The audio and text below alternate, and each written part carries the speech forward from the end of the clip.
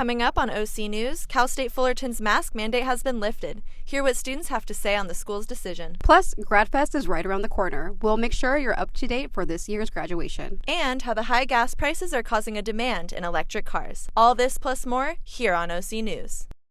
This just in. Tech news. First responder on There's been a lot of collaborative efforts. I feel blessed to be here in Fullerton. Brought to you by the broadcast journalism students at Cal State Fullerton.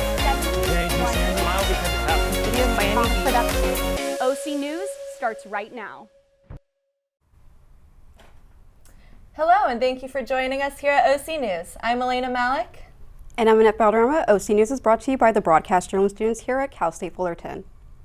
We begin today's show with Cal State Fullerton's news. CSUF ended their mask mandate on campus last Friday, making face masks optional for all students and faculty. Our reporter Nadine Alfaro got to talk to a few students about this new update. CSUF has announced that the mask mandate for indoors is no longer being enforced. Beginning April 1st, those who required a weekly COVID test no longer have to report their status. However, this leaves some students worried. I feel kind of iffy about the situation going on just because you don't know who's been exposed to someone. Although some students have decided to not wear their masks, others are concerned about the situation as they don't know who their fellow classmates may have been exposed to and believe there should be still some type of protection. Well, I know the cases for the virus are going down. I really do believe it is very too soon. I think we still should follow some kind of protection and call for it. But yeah, overall, I really do think it's a little too early for it. With the mask mandate being enforced for almost 2 years now, faculty and students can officially walk indoors mask-free. With me, I feel again, it's an unsafe environment. Well, just because mask mandates are off, so that means hopefully not, but more exposures of COVID-19. So therefore, there's a possibility that our campus may be closed and return to online. Now that the mask mandate is no longer being enforced, students now have the decision to decide whether or not they want to wear a mask indoors or not.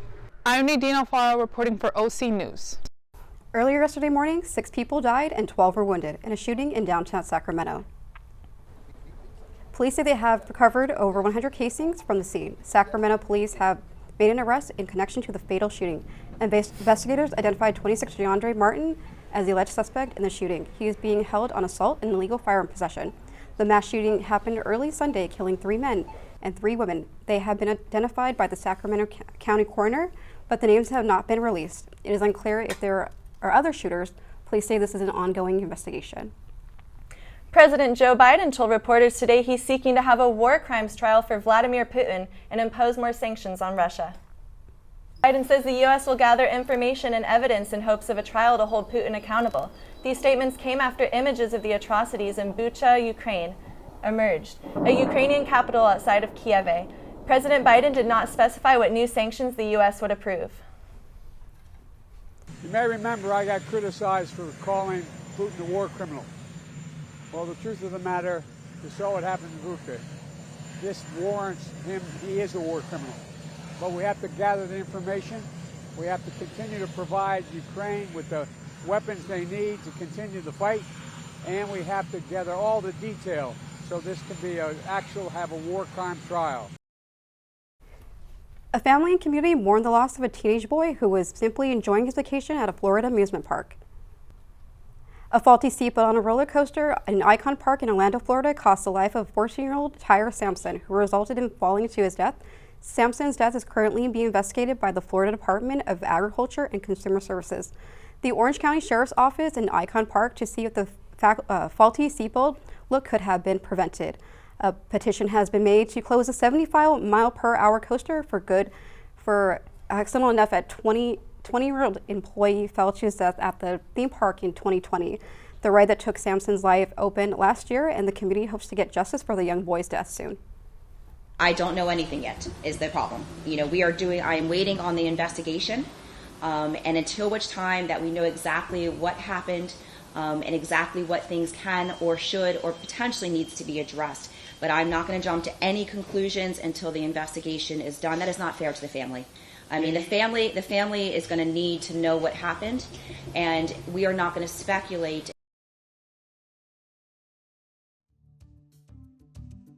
5-day weather forecast.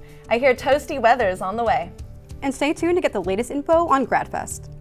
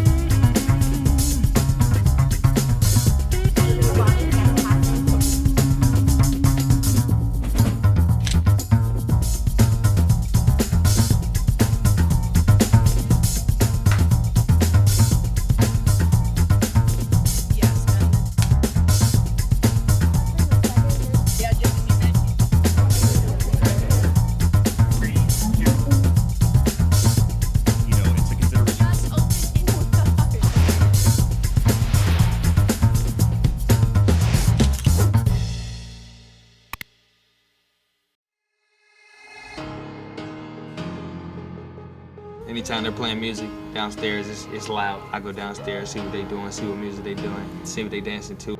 I go play piano downstairs, they come get involved. Leah has a drum set beside it, banging that. Any music, that's what they do.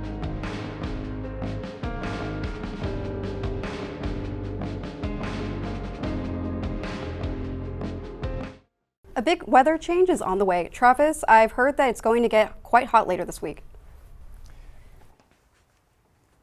It may be time to pull out that sunscreen if you're thinking about going outside for extended periods of time this week. Recent temperatures have been warm during the day and cool at night, but that is all about to change with temperatures on the rise. Now, current temperatures, we currently have 70 degrees in Fullerton with 5-mile-per-hour wind.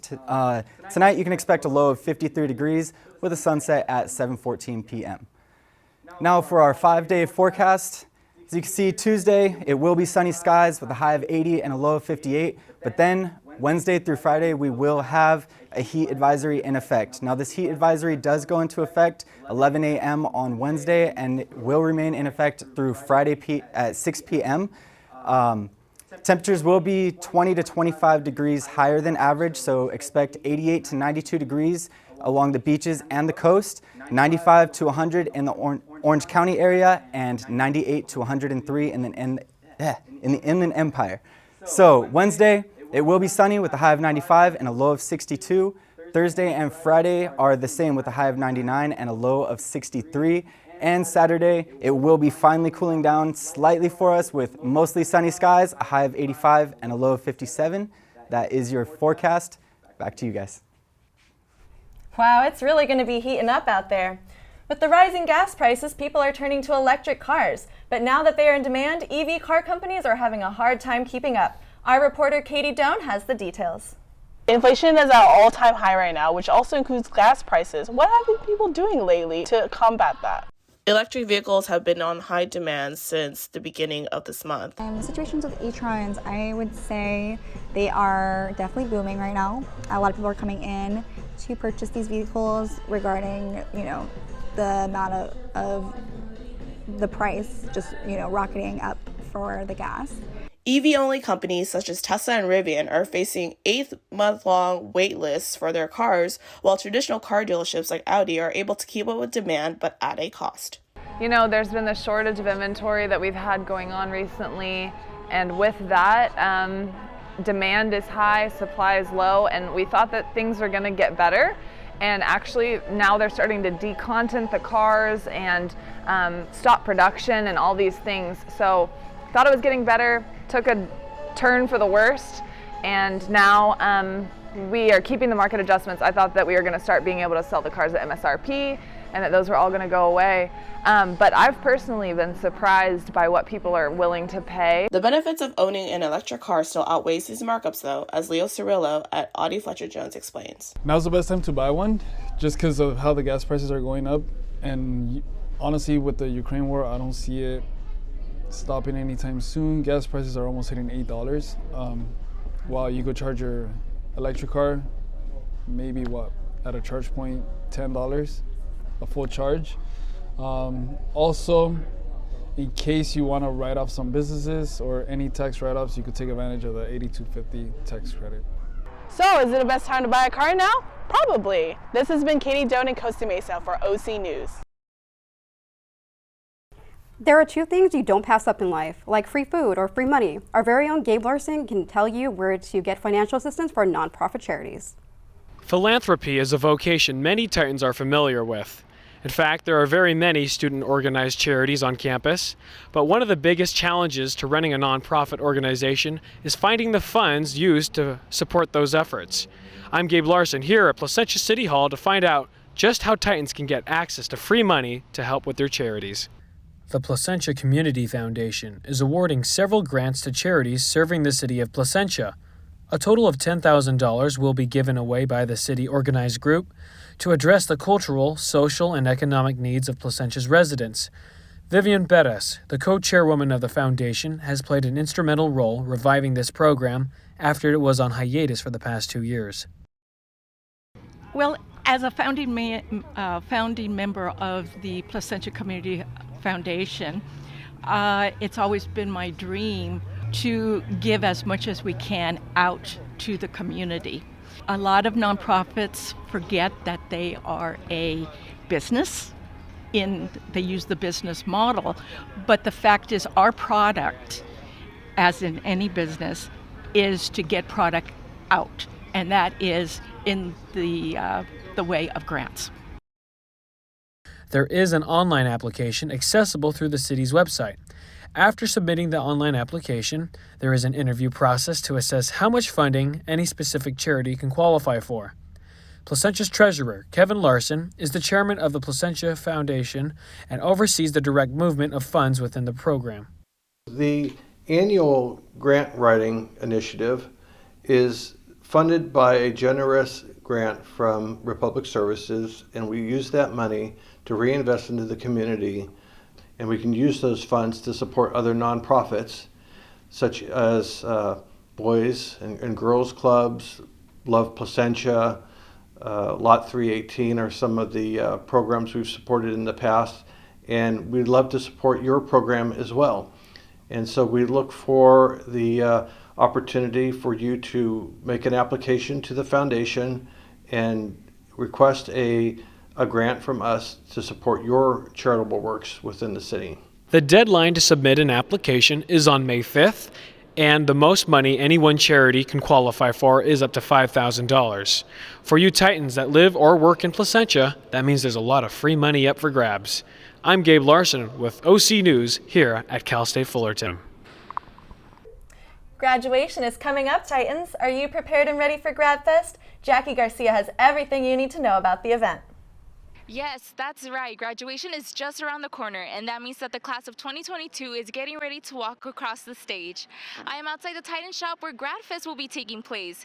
Here's what you need to know about this event. This year, Titan Shops will be hosting their annual Grad Fest from April 12th to the 14th. Traditionally, we've held Grad Fest outside in a big tent, but this year we've moved a good majority of it inside the store. If you have any questions, Grad Fest will be hosting a virtual Q&A to answer questions about the commencement. Titan Shops will be on there, we'll have the alumni office on there, the commencement office will be on there. As Titan Shops prepares to set up, the best part will be that students will take home this year's new cap and gowns. Instead of your traditional black gown, it's navy along with a white cuff with an accent orange. This is the full makeup and get up right here. There will be a photographer here for students if they want to take their photos. They'll have an in-studio set up here in the store, as well as over by the Titan letters in front of the Student Union. Jostens will be on hand as well. There you can order your personalized announcements, order a class ring. We will continue to sell caps and gowns up through commencement. Don't fret, we'll have something. We'll make sure you be able to cross the stage in a cap and gown. We do have a limited supply. They are optional items, not required, but they do go fast, so we encourage students to shop early. I think it's a huge opportunity for students just to learn about commencement, anything that's graduation related. And it's just high energy. It's a spirit-based event, so I just think there's a lot to it. I think students can really benefit greatly from it. I don't know about you all, but I am ready to graduate in the new cap and gown. You can bet that I will be the first one in line. For OC News, I'm Jackie Garcia. Thank you, Jackie. I actually really like the new design for the cap and gown. What do you think, Annette? I love it. A nice fresh new look, and navy blue is actually my favorite color. Yeah. I'm looking forward to seeing all the 2022 grads in their new gowns. I know, me too. I can't wait. When we come back, we will take a look at the new state-of-the-art building for the CSUF baseball team. And stick around to see Beyonce turn heads in her priceless new accessory.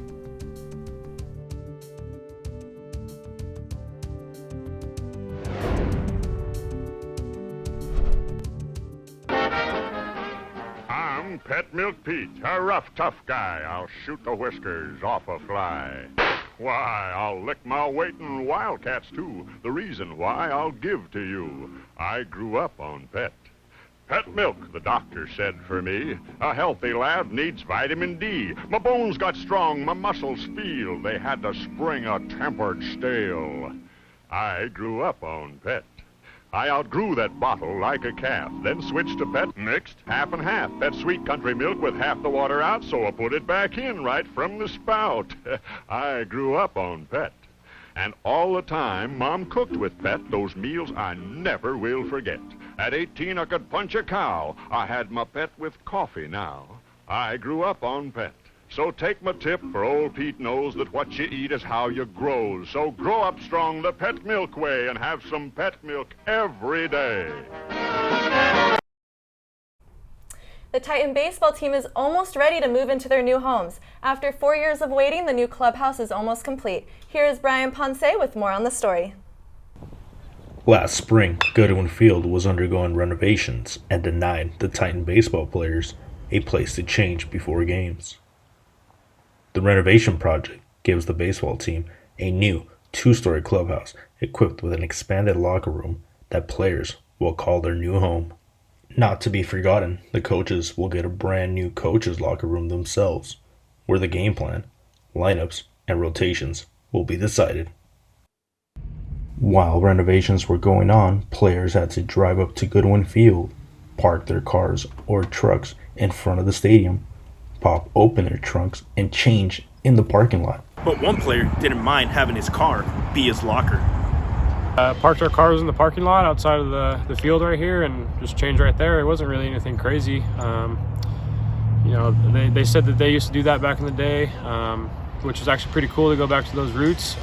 But I feel like in today's day and age, it might have been a little weird looking that, we're out there in underwear and stuff. But no, it was pretty cool. It was a good experience, and it just makes the new locker room even more worth it. At the moment, players are still waiting to use the new clubhouse, and athletic director Jim Donovan explains what's preventing the team from moving into their new home.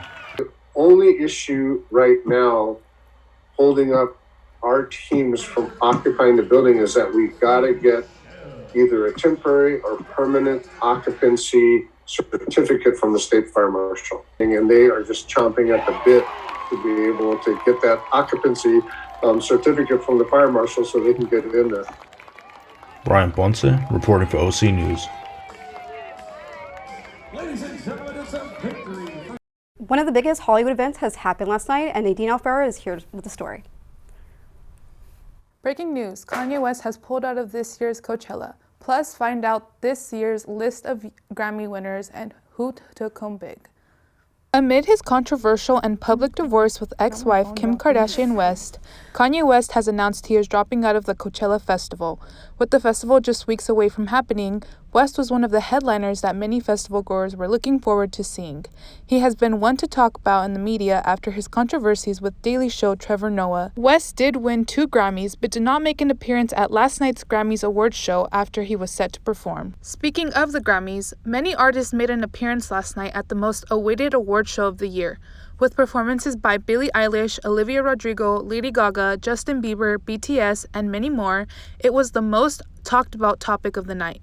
Some of the highlights included SZA and Doja Cat winning Best Pop Duo, Bad Bunny winning Best Urban Music Album, and with the most awards of the night went to Olivia Rodrigo, who took home Best New Artist and Best Pop Album. Singer John Legend and a pre-recorded appearance by Ukraine's President Volodymyr Zelensky performed at the Grammys to spread awareness and solidarity to what is currently happening in Ukraine. Musicians from Ukraine were seen wearing body armors rather than suits and tuxedos, singing to those injured in the hospitals. The overall goal from Ukraine's president was to have people come together and support Ukraine in the war against Russia. That was a great tribute to Ukraine to spread awareness. We stand in solidarity and support Ukraine and those who are currently at war. Back to you, Elena and Annette. Thank you, Nadine. That was really nice of John Legend and the Recording Academy to honor the victims of the war in Ukraine. Moving on to another big Hollywood name, Beyoncé is taking the term bling to the next level. Look at the size of this diamond. Beyoncé showed off an 80-carat necklace last weekend after the 2022 Academy Awards. She became the first person to ever wear the most expensive Empire diamond necklace from Tiffany & Co. Although the exact price, well, that wasn't revealed. The 40-year-old award-winning singer wore it at her and Jay-Z's Oscar party in Los Angeles. The necklace is known as the historic 1939 World's Fair necklace. According to the jeweler, the company modernized the original aquamarine design, but it doesn't stop at a necklace. The diamond can also be worn as a ring. The Empire diamond is eclipsed only by the 128.5 carat Tiffany diamond, which is not for sale and is labeled as priceless. With a diamond that big, I really hope that they doubled up Beyoncé's security team. I mean, talk about bling bling. Every woman dreams of Tiffany and Co. Well, at least I do. We will manifest it. Me too. That's all the time we have today. Make sure to catch our newscast on Wednesday at 5 p.m.